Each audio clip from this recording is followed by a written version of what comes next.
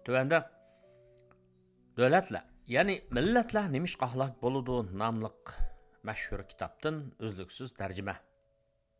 8-ci bab, 3-cü paragraf. Sanaatdan qorquş. 1688-ci ildən keyin Angliyada paydo bo'lgan siyosiy muassasalar va siyosiy kuchlardagi o'zgarishlarga o'xshash yangiliklar bo'lmagan mutlaqiyatchi davlatlarning hech qaysisida sanoat inqilobi ilib kelgan yangiliklar va yangi texnikalardan manfaatlanish fursati bo'lmagan. Masalan, Ispaniyada mulk huquqining bexatar bo'lmasligi va iqtisodning umumyuzlik chekinishi kishilardagi zo'r bo'lgan mablag'larni iqtisodga selish va fidokorlik ko'rsatish yolqinini o'chirayotgan. Rossiya va Avstro-Vengeriyada ishlarning nachar bo'lishining sababi yuqori qatlamning oddiy holdagi beparvoligi va iqtidorsizligi. Ham sanoatlashishning oldini to'sgan talon-taroj xarakterli muassasalarning changilida iqtisodning xarablashishi emas, balki hokimiyat yurgizuvchilarning bu yangi texnikalarni tunishtiradigan har qanday urinishlarni va bularning ravon taraqqiy qilishini kafolatlantiradigan temir yo'l qatorliq asosiy muassasalarga mablag' selishni cheklashidan bo'lgan. 18 asr va 19 asrning boshlarida sanoat inqilobi mazgilida Yevropaning siyosiy xaritasi hozirgidan tamoman boshqacha bo'lgan. Muqaddas Rim imperiyasi 400 dan ortiq siyosiy kuchning birikmasi bo'lib, ularning ko'pinchisi eng oxirida berkib Germaniyaga aylanib, markaziy Yevropaning ko'p qismini egallagan. Habsburg sulolasi garchi yanada muhim siyosiy kuch bo'lgan, uning imperiyasi Habsburg yoki Avstro-Vengriya imperiyasi deb tonilgan 250 ming chaqirimlikdagi g'oyat zo'r zaminga so'zilgan bo'lib, hatto u 1700-yili Borbonlar Ispaniya xonadonligini qo'lga olgandan keyingi Ispaniyani o'z ichiga olmagan turliqmi yanala cho'ng imperiya bo'lgan. Nopos jihatdan u Yevropadagi 3-cho'ng hokimiyat bo'lib, butun Yevropa noposining 7dan biriga ega bo'lgan. 18-asrning oxirlariga kelganda Habsburgning zaminlari g'arbda bugungi Belgiyani, ya'ni shu vaqtda Avstriyaning Gollandiyasi deb atalgan zaminni o'z ichiga olgan. Lekin uning eng cho'ng qismi Avstriya va Vengriya atrofidagi bir-biriga tutashgan yerlar bo'lib, u shimolda Chexiya Jumhuriyati bilan Slovakiyadan tortib, Sloveniya, Kroatiya va Italiyaning ko'p qismini hamda janubdagi Serbiyagacha bo'lgan keng zaminlarni o'z ichiga olgan. Sharqda u yana bugungi Romaniya va Polshaning ko'p qismini qo'shib olgan. Habsburg tavalligida savdogarlarning roli Angliyadagidek muhim emas edi. Ham Sharqiy Yevropa tuproqlarida qulluq hukm surgan edi. Xuddi biz 4-bobda ko'rib o'tganimizdek, Vengriya bilan Polsha Sharqiy Yevropada tiklangan ikkinchi qulluq tuzumining markazlaridan edi. Habsburg sulolasining Stuart sulolasiga o'xshamaydigan yeri ularning kuchlik darajadagi mutlaq hukmronlikni saqlab qolishga gavlandi. Muqaddas Rim imperiyasining eng oxirgi imperatori bo'lib, 1792-yildan 1806-yilgacha, ondan u o'lib ketkichi bo'lgan 1835-yilgacha Avstriya Vengriyaning imperatori bo'lib hukm surgan Fransiz I sepi o'zidan mutlaqiyatchi edi. U o'zining huquqiga cheklama qo'ydigan har qanday narsaga yo'l qo'ymadi. Hammadan muhimi u mavjud siyosiy holatni saqlab qolishni orzu qildi. Uning negizlik strategiyasi o'zgarishga, ya'ni har qanday ma'nodagi o'zgarishga qarshi turish edi. 1821-yili u Laybashdagi bir maktab o'qituvchilari qilgan nutqida Habsburg hukmronlarining xarakterini ochiq ifodalab mundaq dedi: "Mening bilimli kishilarga ehtiyojim yo'q. Aksicha, yaxshi itoatchan fuqarolarga ehtiyojim bor. Sizlarning vazifanglar yoshlarni ashundoq ya'ni yaxshi ham itoatchan qilib tarbiyalab chiqishdir. Manga xizmat qildiganlar cho'qim men buyurgan vazifani o'rinlash kerak. Bu vazifani o'rinlay olmaydigan har qanday kishi yoki boshqacha yangi iddisi bor kishi yoki boshqacha yangi iddisi bor kishi bu yerni yo'qolsa bo'ladi. Undaq bo'lmasa men uni yo'qotaman. 1740 yılı bilan 1780 yılının arasında hüküm sürgen ayal padişah Maria Teresa her daim muassasalarni yaxshilash va o'zgartirish haqida berilgan takliflarga bir tal mo'ynimni tavritishga bo'lmaydi degan javoblarni berib kelgan. Shundaq bo'lishiga qaramay, u va uning o'g'li Josefki texmi qudratli bo'lgan markaziy hokimiyat va texmi unumli bo'lgan boshqarish sistemasini tiklash urinishda bo'lishgan.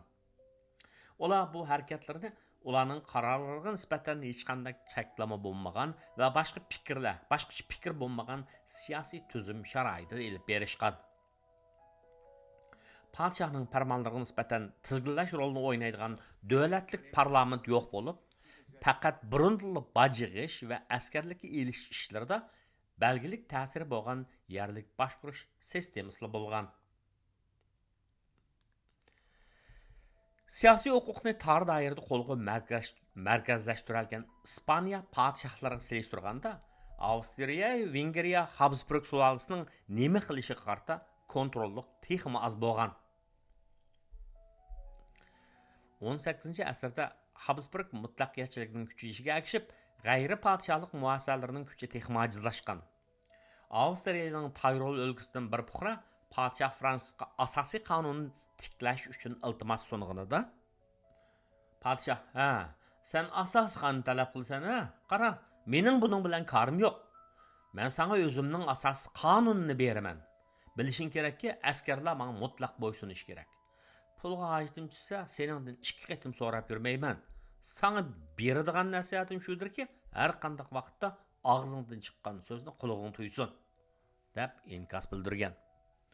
Padişahning bu javobiga nisbatan Tayrol o'lkasining rahbarlari agar olilari ashundaq o'ylagan bo'lsa, asos qonunning bo'lmagani afzalroq ekan deb javob qaytarganida, padişah Fransuzlarga javoban men shundaq o'ylayman degan.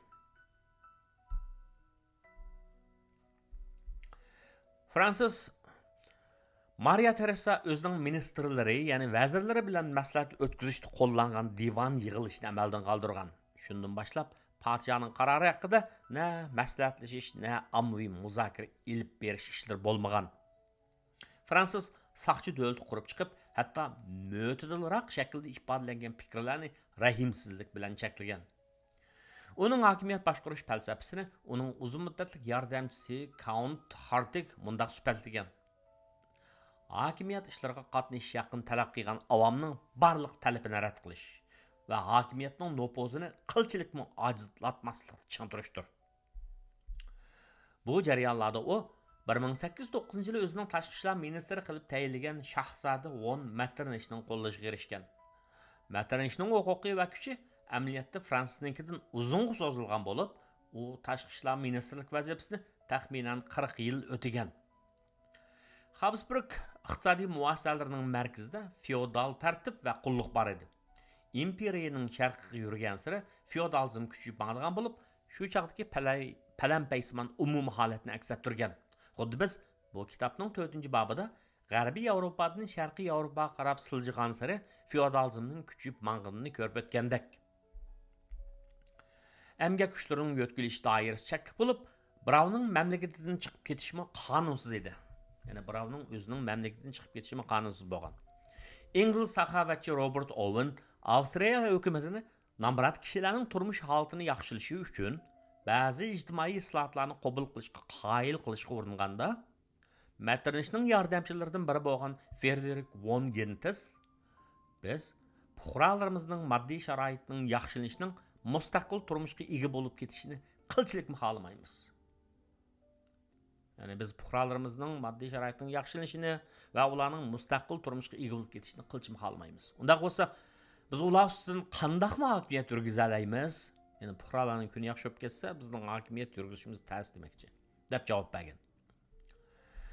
Əmgək gücləri bazarının meydana gelişini bütünlüy tosub taşlap, yezi səhralardakı əmgəkçi amma qarta iqtisadi rəğbət yoki paylıq hərəkətlərini tamamen yoxutub taşlap, pulluq tüzümünü yol qoyğan Habsburg mutlaqiyətçiligi, soğuduğu bolğan monopolluğu və başqa çəklimlər səbəbindən texmi küçüyüb ketgan. Şəhər egiligini əsnaflar, yəni hünərvənlər birligi kontrol qılğan bolub, ular başqalarının kəsbi tarmaqlarına kirişini ta ki 1775 yılgacha cheklagan.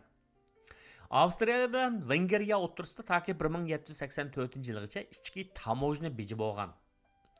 Import qilingan tovarlardan yuqori tamojna beji ilingan.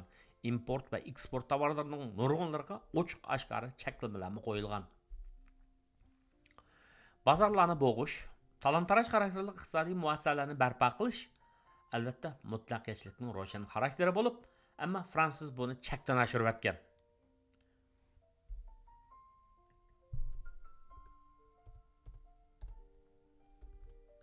Talon-taroj xarakterli iqtisodiy muassasalar xususlarning ijod qilishi, yangilik yaratishi va yoki yangi texnikalarni qabul qilishiga bo'lgan rag'batlarni oddiy holda yo'q qilib o'tgani yo'q.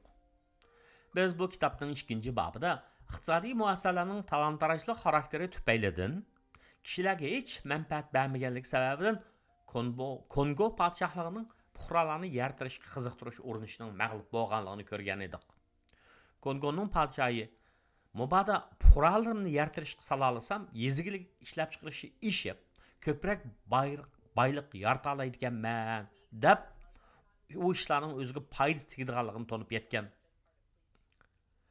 Bu barliq hokimiyatlar va hatto mutlaqiyatchi hokimiyatlar uchun potensial foyda ilib keladigan ish edi. Lekin masala Kongoliklarning nima ishlab chiqarishdan qat'iy nazar mutlaqiyatchi podshohning uni musodir qilishini tushunib yetganligi bo'lib, shu sababdan ularning yangi texnikaga mablag' solish yoki yangi texnikani qo'llanishga rioya bo'lmagan. Habsburg zamonlarida Fransuz fuqarolarini yangi texnikalarni qabul qilishga ilhomlantirmagan, aksicha shunday qilishga qarshi chiqqan va hamda mavjud iqtisodiy muassasalar sharoitida kishilar qabul qilishni xohlashi mumkin bo'lgan texnikalarning tarqalib ketishini cheklagan.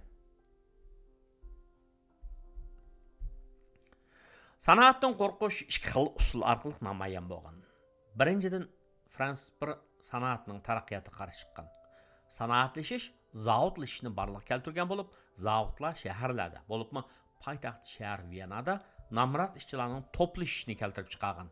Bu ishchilar mutlaqiyatchilikka qarshi turuvchilarning qo'llovchilariga aylanib ketishi mumkin edi.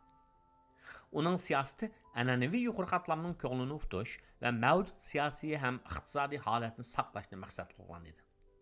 U jamiyatning asosiy gavdasini dehqon sifatida saqlashni o'ylashgan.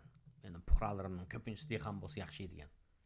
Fransuz bu ishlarni qilishning eng yaxshi usulining oldi bilan zavodlarning qurilishini to'xtatish ekanligiga ishongan. Masalan, u 1802-yili bevosita Viyanada zavodlarning qurilishini cheklagan. Sanoatlashishning asosi bo'lgan yangi mashina va uskunlarni import qilish va qabul qilishga ilhom berishning o'rniga ularni toki 1811-yilgacha cheklagan. Ikkinchidan, u sanoat inqilobining portlashi bilan paydo bo'lgan muhim texnikalarning biri bo'lgan temir yo'llarning yasalishiga qarshi chiqqan. Shimoliy temir yo'l liniyasi qurib chiqishning plani Fransuzga sunilganda, yo'q, uning bilan mening hech ishim yo'q. Uning davlatga inqilob boshlab kelishdan ansirayman deb javob bergan.